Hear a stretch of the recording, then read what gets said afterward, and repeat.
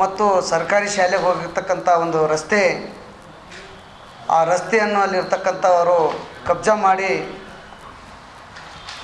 ಅದನ್ನು ತೆರವುಗೊಳಿಸ್ಬೇಕಂತೇಳಿ ನಾವು ಸುಮಾರು ಸಲ ತಾಲೂಕು ಪಂಚಾಯತಿ ಕಾರ್ಯನಿರ್ವಾಹಕ ಅಧಿಕಾರಿ ಮತ್ತು ತಹಸೀಲ್ದಾರ್ ಮುಖಾಂತರ ನಾವು ಅರ್ಜಿ ಕೊಟ್ಟಿದ್ವಿ.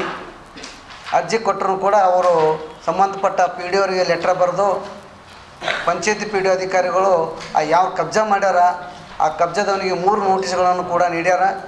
3 ನೋಟಿಸ್ ಕೊಟ್ಟರು ಕೂಡ ಅವನ ಬಳಿ ಇರ್ತಕ್ಕಂಥ ದಾಖಲೆಗಳು ನಕಲಿ ದಾಖಲೆಗಳನ್ನು ತಂದು ಇದು ಜಾಗ ನಂದಂತ ಹೇಳಿದಾಗ ಇದು ನಕಲಿ ಜಾಗದ ಬಗ್ಗೆ ಸ್ಪಷ್ಟೀಕರಣವಾಗಿ ಅಲ್ಲಿರ್ತಕ್ಕಂಥ ಪಿ ಡಿ ಒ ಮತ್ತು ತಹಸೀಲ್ದಾರು ಎಲ್ಲರೂ ಸ್ಪಷ್ಟೀಕರಣವಾಗಿ ಹೇಳ್ಯಾರ. ಕೂಡಲೇ ಖಾಲಿ ಮಾಡಂತ ಹೇಳ್ಯಾರ. ಆದರೂ ಕೂಡ ಇಲ್ಲಿವರೆಗೆ ತನಕ ಖಾಲಿ ಮಾಡ್ತಾಯಿಲ್ಲ.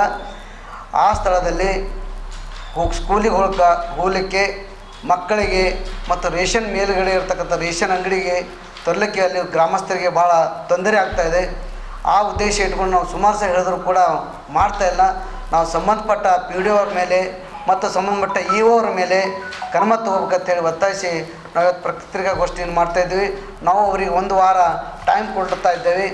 1 ವಾರದೊಳಗೆ ತಾವು ಯಾವುದೇ ಕ್ರಮ ಕೈಗೊಳ್ಳಲಿಲ್ಲ ಅಂದ್ರೆ ನಾವು ತಾಲೂಕು ಪಂಚಾಯತ್ ಕಾರ್ಯನಿರ್ವಾಹಕ ಅಧಿಕಾರಿ ಆದ್ರೆ ನಮ್ಮ ರಾಮವಿಲಾಸ್ ಸಂಘಟನೆ ವತಿಯಿಂದ ಒಂದು ಪ್ರತಿಭಟನೆ ಹಮ್ಮಿಕೊಳ್ಬೇಕಂತ ಹೇಳಿ ನಾವು ಇವತ್ತು ಈ ಪತ್ರಿಕೆ ಮುಖಾಂತರ ಸಂಬಂಧಪಟ್ಟ ಮಾನ್ಯ ಸಿ ಎಸ್ ಇರ್ಬೋದು, ಜಿಲ್ಲಾಧಿಕಾರಿ ಇರ್ಬೋದು, ತಹಸೀಲ್ದಾರ್ ಇರ್ಬೋದು, ಇದನ್ನು ಕೂಡಲೇ ಬಗೆಹರಿಸುವಂಥ ಕೆಲಸ ಮಾಡಬೇಕಂತೇಳಿ ಇವತ್ತು ಸರ್ಕಾರದ ಇರ್ತಕ್ಕಂಥ ಅಧಿಕಾರಿಗಳಿಗೆ ನಾವು ಇವತ್ತು ಈ ಪತ್ರಿಕಾಗೋಷ್ಠಿ ಮುಖಾಂತರ ನಾವು ಮನವಿ ಮಾಡ್ಕೊತಾ ಇದ್ದೀವಿ.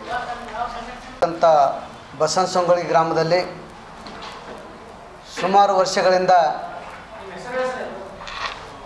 ನಮ್ಮ ಹೆಸರು ಮಲ್ಲಿಕಾರ್ಜುನ್ ಬೋಳ್ಣಿ ಅಂತೇಳಿ ದಲಿತ ಸೀನಿಯರ್ ರಾಮವಿಲಾಸ್ ಸಂಘಟನೆಯ ಪ್ರಧಾನ ಕಾರ್ಯದರ್ಶಿ ಬೋಳಣಿ ಸರ್. ಹಾಂ ಸರ್, ಅವ್ರವ್ರು ಮಾತಾಡೋದು